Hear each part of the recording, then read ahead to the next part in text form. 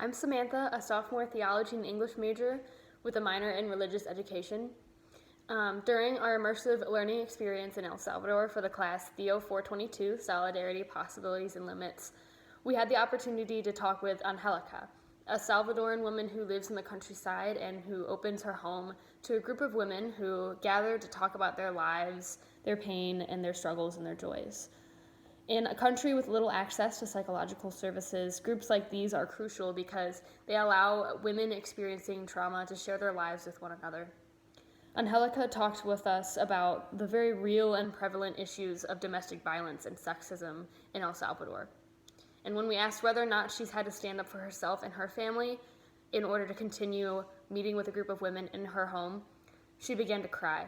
And she said that she sees herself as a quiet woman. But in the process, she's become stronger, and she's learned to love herself, and she's learned to stand up for herself. Because of Angelica, I realized the importance of sharing life with others. As an introverted person, as someone who likes to keep to myself and who needs a lot of alone time, I was really drawn out of myself in El Salvador because of the profound ability of the people we met to share themselves with us and to answer the hard questions. So for me, I think now I understand that the first step in solidarity is to allow ourselves to feel with the other, to allow others' pains and joys to impact us deeply.